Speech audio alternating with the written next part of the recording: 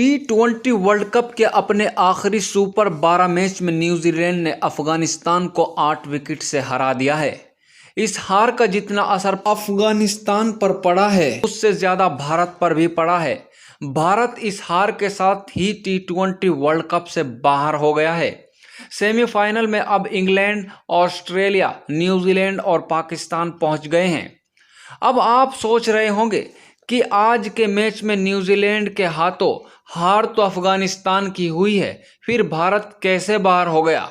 तो आइए हम आपको बताते हैं भारत वर्ल्ड कप से बाहर कैसे हो गया। अफगानिस्तान को न्यूजीलैंड ने 8 विकेट से हराया है। अगर अफगानिस्तान न्यूजीलैंड को हरा देता तो न्यूजीलैंड का रन रेट कम हो जाता और इस हिसाब से भारत के अगले मैच जीतने के बाद वर्ल्ड कप के सेमीफाइनल में पहुंचने का रास्ता साफ हो जाता।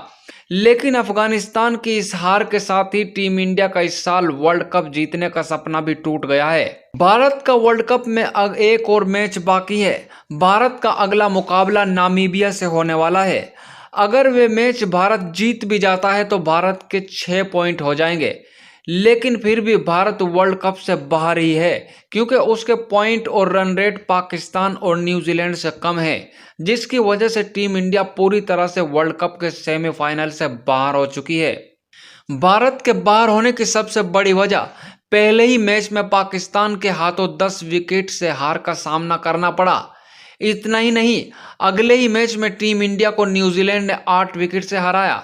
इसी के साथ टीम इंडिया के सेमीफाइनल में पहुंचने की उम्मीदों को झटका लग चुका था।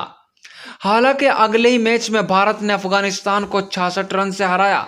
इसके बाद एक और बेहतरीन प्रदर्शन करते हुए भारत ने स्कॉटलैंड को 8 विकेट से हराया, लेकिन पाकिस्तान और न्यूजीलैंड से मिली बड़ी हार की वजह से भारत लास्ट के 3 मैच जीतने के बाद भी वर्ल्ड कप से बाहर ही रहेगा। तो कैसी लगी आपको जानकारी? प्लीज कमेंट कीजिए, वीडियो को लाइक कीजिए, चैनल को सब्सक्राइब कर लीजिए। Thank you.